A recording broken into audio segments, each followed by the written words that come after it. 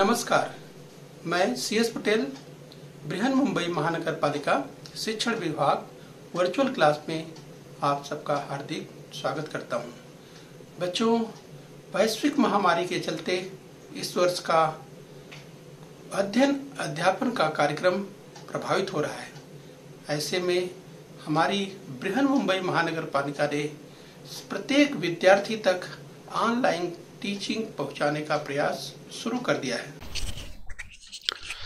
तो बच्चों, कक्षा छठी में आज हम पढ़ेंगे इतिहास यानी हिस्ट्री की बात करेंगे, जिसमें आज का पाठ है 11वां पाठ, प्राचीन भारत और विश्व। तो बच्चों, ancient India and the world part 1 की हम बात करेंगे। तो बच्चों, मैं CS Patel virtual training centre MCGM Mumbai से।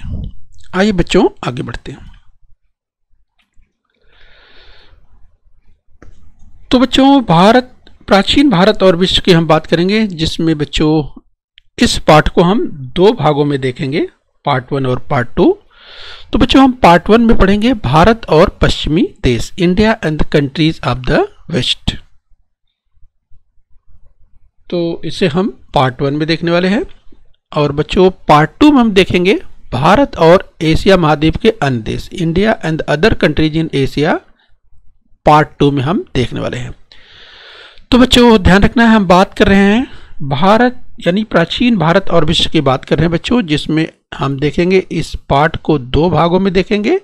इस पहले भाग में हम भारत और पश्चिमी देशों की बात करेंगे, India and the countries of the west, और दूसरे भाग में हम देखेंगे भारत और एशिया महाद्वीप के अन्य देश। तो आइए बच्चों आगे बढ़ते हैं। तो बच्चों, भारत और पश्चिमी देश की बात करेंगे, India and the countries of the west. तो हड़प्पा संस्कृति के लोगों ने पश्चिमी देशों के साथ व्यापारिक संबंध प्रस्थापित किए थे। तो बच्चों, हम बात कर रहे हैं भारत और पश्चिमी देशों की बात करेंगे। ध्यान रखिए बच्चों, यहाँ पर जब हम भारत और पश्चिमी देश की बात करते हैं तो स्क्रीन पर मानचित्र में आप हमारे देश अर्थात भारत को देख पा रहे हैं। और जब पश्चिमी देशों की बात करेंगे तो बच्चों, भारत के पश्चिम में यानी हमारे देश के जो पश्चिम के देश हैं, इस बच्चों जैसे ईरान चाहे अफगानिस्तान या इजिप्ट, इनकी जब बात करेंगे तो यहाँ पर हम बात करने वाले हैं भारत और यानी हमारे अपने देश भारत और पश्चिमी देशों की बात करेंगे, India and the countries of the west, part 1 में। राइट, ये बच्चों हमें ध्यान रखना है। तो बच्चों, हम बात कर रहे हैं हड़प्पा संस्कृति के लोगों ने पश्चिमी देशों के साथ व्यापारिक संबंध प्रस्थापित किए थे। तभी से भारत का बाहरी विश्व से आर्थिक और सांस्कृतिक आदान प्रदान प्रारंभ हुआ। तो ये ध्यान रखना है बच्चों। यहाँ पर मानचित्र में आपको बच्चों ध्यान रखना है भारत और एशिया। देखिए, व्यापारिक अगर मार्ग की बात करें तो डॉट डॉट से आप देखिए, जो ग्रीन कलर में डॉट डॉट से है, जिस बच्चों इसके बारे में भी विस्तार से आगे देखने वाले हैं। तो बच्चों, भारत और पश्चिमी देश, India and the countries of the west को हम पढ़ रहे हैं, अध्ययन कर रहे हैं। बौद्ध धर्म का प्रचार प्रसार अफगानिस्तान और मध्य एशिया के देशों में हुआ था। और बच्चों, इसी क्रम की बात करें तो ईरानी साम्राज्य के कालखंड में भी भारत का पश्चिमी विश्व से संपर्क बढ़ने लगा था। उस समय के यूनानी इतिहासकारों की बात करें तो उस समय के यूनानी इतिहासकारों की भारत के प्रति जिज्ञासा बढ़ गई थी। राइट बच्चों, अगर यूनान की बात करें यानी ग्रीस की बात कर रहे हैं तो उस समय के यूनानी इतिहासकारों की भारत के प्रति जिज्ञासा बढ़ गई थी। भारत के विषय में उन्होंने लेखन किया, उसके द्वारा पश्चिमी देशों को भारत का परिचय हुआ। तो बच्चों, यहाँ पर स्क्रीन पर दाहिनी ओर आप देख सकते हैं। अब हम आगे चर्चा भी इसकी करने वाले हैं। पेरिस के संग्रहालय में गौतम बुद्ध की प्रतिमा, गांधार शैली, इस बच्चों तो इसके बारे में भी हम आगे देखने वाले हैं विस्तार से। जिस बच्चों में अध्ययन कर रहे हैं भारत और पश्चिमी देश, India and the countries of the west की बात करें तो कालांतर में जिस मार्ग से सिकंदर भारत आया, वे मार्ग भारत और पश्चिमी देशों के व्यापार के लिए खुल गए। ध्यान रखिए बच्चों, अलेक्जेंडर की हम बात करें यानी सिकंदर की बात करें, जिस रास्ते से वो आया था, वे मार्ग भारत और पश्चिमी देशों के व्यापार के लिए खुल गए थे। कुषाणों के कार्यकाल में ग्रीक मूर्तिकला के प्रभाव से भारत में एक नई कला शैली का उदय हुआ, उसे गांधार शैली कहते हैं। तो कुछ बच्चों स्क्रीन पर बाईं ओर जिस गांधार शैली में बनी प्रतिमा की हम बात कर रहे हैं आप देख सकते हैं। पेरिस के संग्रहालय में गौतम बुद्ध की प्रतिमा ये जो रखी हुई है ये गांधार शैली में बनी हुई है, राइट। तो बच्चों ध्यान रखिए कि कुषाणों के कार्यकाल में ग्रीक मूर्तिकला के प्रभाव से भारत में एक नई कला शैली का उदय हुआ और उसे गांधार शैली कहते हैं। ध्यान रखिए बच्चों, परीक्षा में पूछा जा सकता है। यस, तो आइए इसी क्रम में हम और आगे बढ़ेंगे। तो बच्चों हम अध्ययन कर रहे हैं भारत और पश्चिमी देश, India and the countries of the west की बात। गांधार शैली में मुख्य रूप से गौतम बुद्ध की मूर्तियां गढ़ी गई। जिस बच्चों गांधार शैली में मुख्य रूप से गौतम बुद्ध की मूर्तियां गढ़ी गई। ये मूर्तियां प्रमुखतः अफगानिस्तान के गांधार प्रदेश में पाई गई, राइट बच्चों। तो ध्यान रखना है हम बात कर रहे हैं गांधार शैली की जिसमें मुख्य रूप से गौतम बुद्ध की मूर्तियां गढ़ी गई और ये मूर्तियां बच्चों प्रमुखतः अफगानिस्तान के गांधार प्रदेश में पाई गई और इसीलिए इस शैली को गांधार शैली कहते हैं, राइट। तो बच्चों ध्यान रखिए यहाँ पर पेरिस के म्यूजियम में अर्थात संग्रहालय में गौतम बुद्ध की जो प्रतिमा है वो गांधार शैली में बनी हुई है। तो बच्चों गांधार शैली इसका नाम कैसे पड़ा ये आपने समझ लिया होगा कि अफगानिस्तान के गांधार प्रदेश में पाई गई मूर्तियां प्रमुखतः, इसीलिए इस शैली को गांधार शैली नाम दिया गया। तो ये हमें ध्यान रखना है। इस बच्चों हम अध्ययन कर रहे हैं भारत और पश्चिमी देश, India and the countries of the west की बात कर रहे हैं। गांधार शैली की मूर्तियां गढ़ी गई, जो मूर्तियां गढ़ी गई थी गांधार शैली में, तो बच्चों उसके चेहरों के आकार प्रकार यूनानी चेहरों से मिलते जुलते हैं। तो गांधार शैलियों की जो मूर्तियां गढ़ी गई उनके चेहरों के आकार प्रकार की बात करें बच्चों तो यूनानी चेहरों से मिलते जुलते हैं।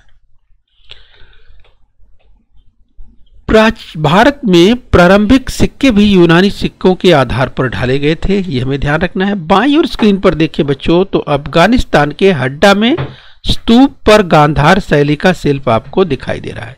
यूनानी लोगों की वेशभूषा इस बच्चों एम्फोरा एक प्रकार का कुंभ और वाद्य, तो स्क्रीन पर आप देख सकते हैं। हम बात करें यहाँ पर भारत में प्रारंभिक सिक्के भी यूनानी सिक्कों के आधार पर ढाले गए थे, ये हमें ध्यान रखना है।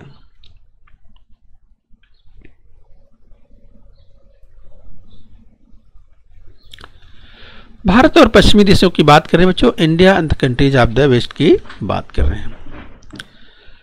ईस्वी सन पहली दूसरी शताब्दी में के कालखंड में भारत और रोम के बीच का व्यापार समृद्ध हुआ, राइट बच्चों। तो हम बात कर रहे हैं ईस्वी सन की पहली दूसरी शताब्दी के कालखंड में भारत और रोम के बीच में। इस बच्चों भारत की बात कर रहे हैं और साथ ही रोम की बात करें तो स्क्रीन पर यहाँ पर ये जो सर्कल आपको दिखाई दे रहा है इस, तो यहाँ पर आप देख सकते हैं यहाँ पर रोम लिखा हुआ है ब्लैक कलर में। इस बच्चों तो ये इटली देश में ये जो रोम आप देख पा रहे हैं यही की बात कर रहे हैं। तो बच्चों ईस्वी सन की पहली दूसरी शताब्दी के कालखंड में भारत और रोम के बीच का व्यापार समृद्ध हुआ था, ये हमें ध्यान रखना है। इस व्यापार में दक्षिण भारत के बंदरगाहों का बहुत बड़ा योगदान था, राइट। ध्यान रखिए हम बात करें बच्चों भारत और रोम के बीच व्यापार की बात करें और इस व्यापार में दक्षिण भारत के बंदरगाहों का महत्वपूर्ण योगदान था, ये हमें ध्यान रखना है। इस बच्चों तो महाराष्ट्र के कोल्हापुर में हुए उत्खनन में कांस्य धातु से बने कुछ वस्तुएं पाई गई। तो बच्चों अभी हम भारत की बात कर रहे हैं और ये भारत में महाराष्ट्र के कोल्हापुर में उत्खनन में कांस्य धातु से बनी कुछ वस्तुएं पाई गई, ये हमें ध्यान रखना है। जिस बच्चों पर अध्ययन कर रहे हैं भारत और पश्चिमी देश, India and the countries of the west की हम बात कर रहे हैं। तमिलनाडु के अरिकामेडु नामक स्थान पर हुए उत्खनन में भी रोमन बनावट की अनेक वस्तुएं पाई गई। तो बच्चों यहाँ बात कर रहे हैं तमिलनाडु यानी भारत के तमिलनाडु की बात कर रहे हैं। भारत के तमिलनाडु में अरिकामेडु नामक स्थान पर हुए उत्खनन में रोमन बनावट की अनेक वस्तुएं पाई गई। तो यहाँ पर आप देख सकते हैं बच्चों, अरिका मेडु में पाया गया रोमन सम्राट अगस्टस का सोने का सिक्का। ये स्क्रीन पर आपको दिखाई दे रहा है। अरिका मेडु में पाया गया रोमन सम्राट अगस्टस का सोने का सिक्का स्क्रीन पर देख पा रहे हैं। तो बच्चों ये प्राप्त हुआ था उत्खनन में, अर्थात खुदाई के दौरान ये प्राप्त हुआ था। ये दोनों स्थान भारत और रोम के बीच महत्वपूर्ण व्यापारिक केंद्र थे। इस बच्चों बात हो रही है यहाँ पर, देखा आपने कि तमिलनाडु के अरिका मेडु नामक स्थान पर हुए उत्खनन में रोमन बनावट की अनेक वस्तुएं पाई गई। तो दाहिनी ओर स्क्रीन पर आप देख पा रहे हैं इस बच्चों सोने के सिक्के की बात कर रहे हैं। अरिका मेडु में पाया गया रोमन सम्राट अगस्टस का सोने का सिक्का। इस बच्चों हमें ध्यान रखना है, भारत और रोम के बीच महत्वपूर्ण व्यापारिक केंद्र की हम बात कर रहे हैं। तत्कालीन साहित्य में ऐसे अनेक व्यापारिक केंद्रों का उल्लेख प्राप्त होता है। इस व्यापार में इजिप्ट के अलेक्जेंड्रिया नामक बंदरगाह का बहुत बड़ा महत्व था। तो बच्चों अगर हम बात करें अलेक्जेंड्रिया की, तो स्क्रीन पर आप देख पा रहे हैं, जिस बच्चों हम बात कर रहे हैं इजिप्ट के अलेक्जेंड्रिया। तो बच्चों अफ्रीका महाद्वीप में इजिप्ट, जिस इजिप्ट को आप देख पा रहे हैं, और इजिप्ट में यहाँ पर ये जो इजिप्ट आप देख पा रहे हैं इजिप्ट देश, और इसमें यहाँ देखिए, तो आप देखिए यहाँ पर अलेक्जेंड्रिया आपको लिखा हुआ दिखाई दे रहा है। और है कहाँ पर, ये जो काला सा डाट आपको दिखाई दे रहा है बच्चों, यही अलेक्जेंड्रिया है, राइट। तो आप देख सकते हैं बिल्कुल, अगर मेडिटेरियन सी की बात करें, भूमध्य सागर की बात करें, तो बिल्कुल किनारे अलेक्जेंड्रिया जिसे आप बच्चों देख पा रहे हैं। तो इस तरह से बच्चों इस व्यापार में इजिप्ट के अलेक्जेंड्रिया नामक बंदरगाह का बहुत बड़ा महत्व था, राइट बच्चों। इसे आपको ध्यान रखना है। हम बात कर रहे हैं अलेक्जेंड्रिया की, इस बंदर का बहुत ही बड़ा महत्वपूर्ण रोल था, इसे आपको ध्यान रखना है। ये अलेक्जेंड्रिया जो स्क्रीन पर आप देख पा रहे हैं, और हम बच्चों बात कर रहे हैं जब व्यापारिक केंद्रों की बात होती है, तत्कालीन साहित्य में ऐसे अनेक व्यापारिक केंद्रों का उल्लेख प्राप्त होता है। और इस व्यापार में इजिप्ट के अलेक्जेंड्रिया नामक बंदरगाह का बहुत बड़ा महत्व था, यह हमें ध्यान रखना है। तो अरब व्यापारी भारतीय माल को अलेक्जेंड्रिया तक ले जाते थे, राइट। तो ध्यान रखिए बच्चों, जब बात होती है इस अरब के व्यापारियों की बात होती है, तो यहाँ देख सकते हैं अरबस्तान जो लिखा हुआ है। तो बच्चों इस अरब के जो व्यापारी थे भारतीय माल को अलेक्जेंड्रिया, राइट बच्चों ध्यान रखिए, जिस अलेक्जेंड्रिया बंदरगाह की बात हो रही है ये आपको ध्यान रखना है। तो अरब व्यापारी भारतीय माल को अलेक्जेंड्रिया तक ले जाते थे, ये हमें ध्यान रखना है। तो बच्चों यहां पर आपको ध्यान रखना है, जिसकी हम बात कर रहे हैं,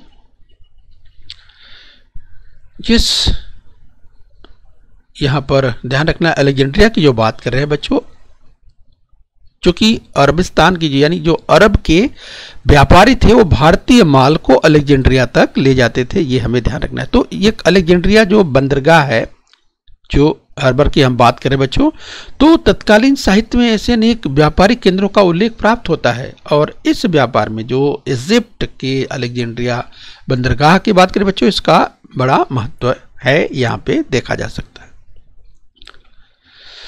वहां से वह माल यूरोप के देशों में भेजा जाता था। तो बच्चों इसके बाद देखिए अरबिस्तानी अर्थात अरब के लोग, आपने सुना बच्चों, भारतीय माल को अलेक्जेंड्रिया तक पहुंचाते थे, ले जाते थे, और उसके बाद वे सामान माल जो है कहाँ सप्लाई होता है, यूरोपियन कंट्रीज में, इसके बाद वहां से भेज दिया जाता था।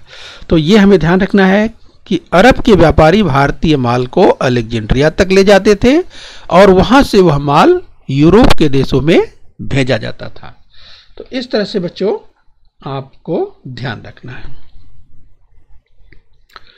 चलिए बच्चों इस क्रम में हम और आगे बढ़ेंगे। भारत और पश्चिमी देश की अगर हम बात करें बच्चों, तो हम अध्ययन कर रहे हैं भारत और पश्चिमी देश की बात करें। अरब लोगों ने भारतीय वस्तुओं के साथ भारतीय दर्शन और विज्ञान को भी यूरोप तक पहुंचाया। तो बच्चों ये हमें ध्यान रखना है, जब हम बात करते हैं अरब लोगों ने, तो अरब लोगों ने भारतीय वस्तुओं के साथ साथ भारतीय दर्शन और विज्ञान को भी यूरोप तक पहुंचाया था। गणित की बात करें तो गणित की शून्य संकल्पना भारत का विश्व को दिया हुआ एक वरदान ही है। तो बच्चों अगर शून्य की बात करें, शून्य का कितना इंपॉर्टेंस है बच्चों अच्छी तरह से आप समझते हैं। आज तो गणित में जो शून्य की संकल्पना की बात करें तो भारत का विश्व को दिया हुआ एक वरदान है। अरब लोगों ने इस संकल्पना का परिचय पश्चिमी यूरोप से कराया।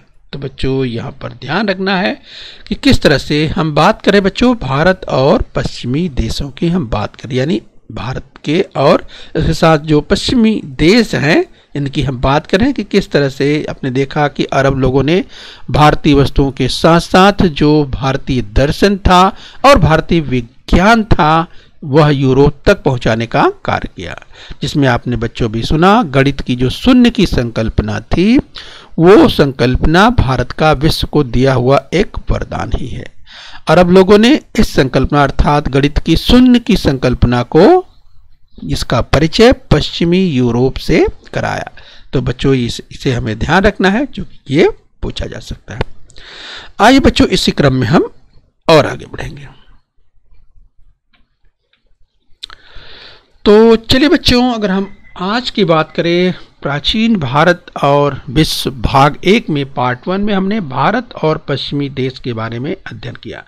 इस बच्चों हमने हड़प्पा संस्कृत के लोगों ने जो पश्चिमी देशों के साथ व्यापारिक संबंध प्रस्तावित किए थे वहां से चर्चा करते हुए बच्चों हमने कुषाणों के कार्यकाल में ग्रीक मूर्तिकला के प्रभाव से जो भारत में एक नई कला शैली का उदय हुआ था गांधार शैली, उसकी हमने बात की बच्चों। और हमने देखा पार्ट 1 में ईस्वी सन की जो पहली शताब्दी से दूसरी शताब्दी की बात करें, पहली दूसरी शताब्दी के कालखंड में भारत और रोम के बीच का जो व्यापार था इसकी चर्चा हमने विस्तार से की। और बच्चों हमने महाराष्ट्र के कोल्हापुर में हुए उत्खनन में जो कांस्य धातु सी वस्तुएं मिली थी उसकी चर्चा हमने की जो रोमन बनावट की। तमिलनाडु के अरकामेड को हमने बात की जहां पर रोमन बनावट की अनेक वस्तुएं पाई गई। तो बच्चों इस तरह से हमने इसकी चर्चा की पार्ट 1 में। और पार्ट 2 में बच्चों हम विस्तार से देखने वाले हैं भारत और एशिया महाद्वीप के अन्य देश, विस्तार से पार्ट 2 में हम देखने वाले हैं। तो चलिए बच्चों पार्ट 1 हमने अभ्यास कर लिया है, तो आइए इस पर आधारित कुछ प्रश्न है उन्हें हम देख लेते हैं। तो बच्चों पहला कथन है, ध्यान से देखिए, निम्नलिखित कथन सत्य है या असत्य बताइए। कथन असत्य हो तो सत्य करके लिखिए। यानी कालांतर में, यानी बच्चों आगे चल करके, यानी कालांतर का मतलब आगे चल करके जिस मार्ग से सिकंदर आया था बच्चों वे मार्ग भारत और पश्चिमी देशों के व्यापार के लिए खुल गए। तो क्या यह कथन सत्य है? सिकंदर जिस मार्ग से चलकर आया था बच्चों कालांतर में अर्थात बाद में चल करके वे मार्ग भारत और पश्चिमी देशों के व्यापार के लिए खुल गए। बच्चों आपको याद होगा हमने सिकंदर की बात की थी। सिकंदर ने किस तरह से भारत पर आक्रमण किया था बच्चों, और जिस रास्ते से आक्रमण किया था वही रास्ता आगे चल करके भारत और पश्चिमी देशों के व्यापार के लिए खुल गए। तो क्या यह कथन सत्य है? इसकी चर्चा हमने की थी। तो तमाम विद्यार्थियों को याद आ गया होगा। जिस तो अपना उत्तर टैली कीजिए। तो बच्चों ये कथन बिल्कुल सत्य है। आइए बच्चों इसी क्रम में हम अगले कथन की ओर बढ़ लेते हैं। तो ध्यान से देखिए, आपके सामने स्क्रीन पर एक कथन है, अगला कथन है, और बच्चों ये आपको बताना है कि कथन सत्य है या असत्य है। अगर कथन असत्य हो तो उसे सत्य करके लिखना भी है। गांधार शैली में मुख्य रूप से गौतम बुद्ध की मूर्तियां गढ़ी गई। तो बच्चों क्या ये कथन सत्य है? गांधार शैली में मुख्य रूप से गौतम बुद्ध की मूर्तियां गढ़ी गई अर्थात बनाई गई। तो क्या यह कथन सत्य है? इसकी चर्चा हमने की थी। तो तमाम विद्यार्थियों को याद आ गया होगा और बच्चों तमाम विद्यार्थियों ने उत्तर भी दे दिया होगा। तो चलिए अपना उत्तर टैली कर लीजिए कि क्या आपका उत्तर सही है। इस बच्चों तो तमाम विद्यार्थियों ने सत्य इसका उत्तर इस तरह से दे दिया होगा। तो ये कथन बिल्कुल सत्य है। गांधार शैली में मुख्य रूप से गौतम बुद्ध की मूर्तियां बनाई गई थी। तो चलिए बच्चों इस क्रम में अगला कथन देख लेते हैं। ध्यान से देखिए अगला कथन, ईस्वी सन पहली दूसरी शताब्दी के कालखंड में भारत और रोम के बीच का व्यापार समृद्ध हुआ था। तो क्या यह कथन सत्य है? ईस्वी सन पहली दूसरी शताब्दी के कालखंड में भारत और रोम के बीच का व्यापार समृद्ध हुआ था। बच्चों इसका अध्ययन हमने कर लिया है। तमाम विद्यार्थियों को क्लिक कर गया होगा, उन्होंने उत्तर अपना दे भी दिया। तो चलिए बच्चों अपना उत्तर टैली कीजिए। यस बच्चों, ये कथन बिल्कुल सत्य है।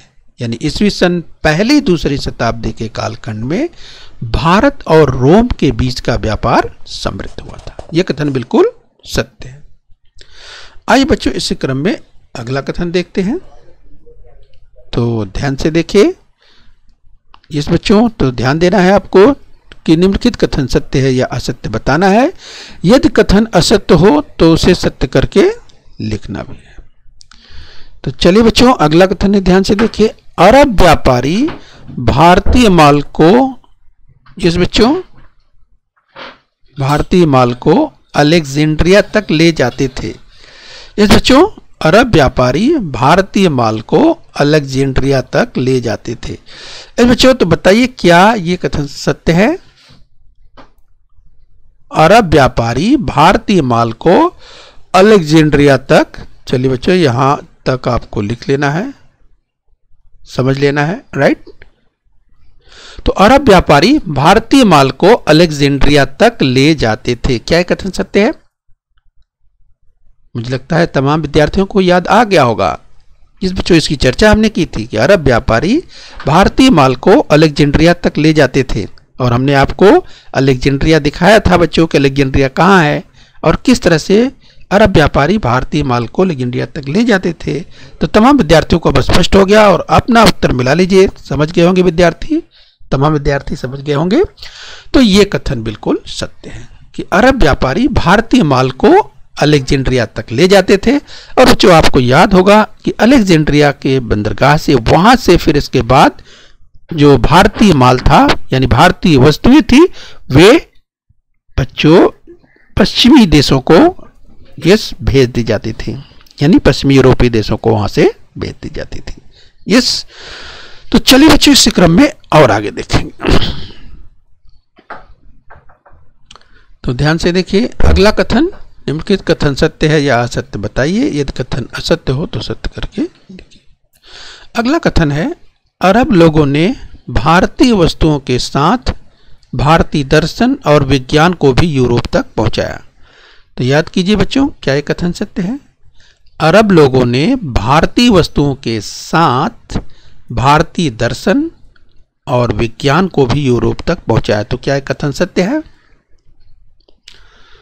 तो बच्चों तमाम विद्यार्थियों को याद आ रहा होगा। याद कीजिए बच्चों, अरब लोगों ने भारतीय वस्तुओं के साथ साथ, यानी भारतीय वस्तुओं का तो अलेक्जेंड्रिया के माध्यम से पश्चिमी यूरोप तक ये तमाम वस्तुएं पहुंच गई। लेकिन इस कथन में क्या कहा जा रहा है कि अरब लोगों ने भारतीय वस्तुओं के साथ साथ भारतीय दर्शन, इस बच्चों भारतीय दर्शन और विज्ञान, इसे भी यूरोप तक पहुंचाया। तो क्या यह कथन सत्य है? तमाम विद्यार्थियों को याद आ रहा होगा। जिस बच्चों इसकी चर्चा हमने पाठ में की थी। तो चलिए अपना उत्तर टैली करिए। इस बच्चों ये भी कथन बिल्कुल सत्य है। आइए बच्चों इसी क्रम में हम और आगे बढ़ लेते हैं। तो चलिए बच्चों ध्यान से देखिए, अंतिम कथन है, निम्नलिखित कथन सत्य है या असत्य बताइए। यदि कथन असत्य हो तो सत्य करके लिखिए। अगला कथन है बच्चों, ध्यान से देखिए, असम के अरिकामेडु नामक स्थान पर हुए उत्खनन में भी रोमन बनावट की अनेक वस्तुएं पाई गई। तो क्या यह कथन सत्य है? असम के अरिकामेडु नामक स्थान पर हुए उत्खनन में भी रोमन बनावट की अनेक वस्तुएं पाई गई। तो क्या बच्चों ये कथन सत्य है? याद कीजिए, असम के अरिकामेडु नामक स्थान पर हुए उत्खनन में भी रोमन बनावट की अनेक वस्तुएं पाई गई। तो क्या यह कथन सत्य है? बच्चों इसकी चर्चा हमने विस्तार से की थी। तो तमाम विद्यार्थियों को याद आ रहा होगा कि यह कथन सत्य है या असत्य है। यानी बच्चों यहां पर कहा जा रहा है, जरा ध्यान से देखिए, असम के अरिकामेडु नामक स्थान पर हुए उत्खनन में, उत्खनन का मतलब खुदाई से है, में रोमन बनावट की अनेक वस्तुएं पाई गई। तो बच्चों क्या ये कथन सत्य है कि असम के अरिकामेडु इस स्थान पर उत्खनन में रोमन बनावट की अनेक वस्तुएं? तो क्या ये कथन सत्य है? तमाम विद्यार्थियों को क्लिक कर गया होगा, उनको याद आ गया होगा। तो चलिए बच्चों अपना उत्तर टैली कीजिए। जिस बच्चों तमाम विद्यार्थी ने उत्तर दे दिया होगा कि ये कथन असत्य है। तो बच्चों, सूचना के अनुसार निम्नलिखित कथन सत्य है या असत्य ये बताना है, और यदि कथन असत्य हो तो अगर कथन ये असत्य है तो उसे सत्य करके लिखना है। यानी बच्चों इसमें सुधार करके, जो कथन असत्य है उसको सुधारना है।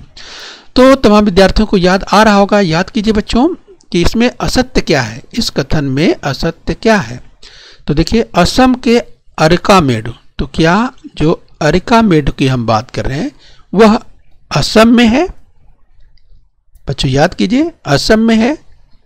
भारत के मानचित्र में असम याद कीजिए कहाँ है, और अरिकामेड की जो हमने बात की ये कहाँ पे है। तो तमाम विद्यार्थियों को अब याद आ गया होगा, राइट। तो चलिए अपना उत्तर टैली करिए। तो बच्चों यहां पर लिखा है असम, असम। तो बच्चों असम जो कि भारत का पूर्वोत्तर, नॉर्थ ईस्ट का एक यस बच्चों स्टेट है, वहां की बात हो रही है, असम की बात हो रही है। जबकि यहां पर जो आपने पढ़ा आज तमिलनाडु पढ़ा बच्चों, दक्षिण भारत को आपने पढ़ा था, दक्षिण भारत में ये तमिलनाडु है जिसकी हमने आज बात की। तो इस तरह से ये कथन असत्य था। असम के अरिकामेड नहीं बल्कि तमिलनाडु, क्योंकि अरिकामेड जो स्थान है बच्चों ये असम में नहीं बल्कि तमिलनाडु में है, दक्षिण भारत में है, ठीक है। तो इस तरह से अगर कथन असत्य होता है तो उसे सत्य करके लिखना पड़ता है।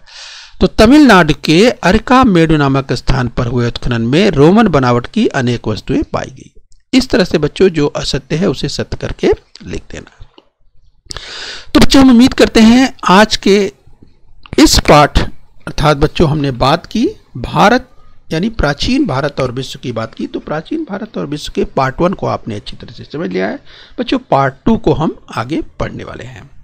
तो बच्चों बृहन मुंबई महानगर पालिका इस चैनल को सब्सक्राइब कर लीजिए और बच्चों अपने स्वास्थ्य का ध्यान रखिए। ओके बच्चों बृहन मुंबई महानगर पालिका के इस चैनल को सब्सक्राइब कर लीजिए और बेल आइकन प्रेस कर लीजिए। तो बच्चों हम उम्मीद करते हैं यहाँ तक आपने समझ लिया है। आगे फिर मिलेंगे। आज के लिए इतना ही। Thank you very much.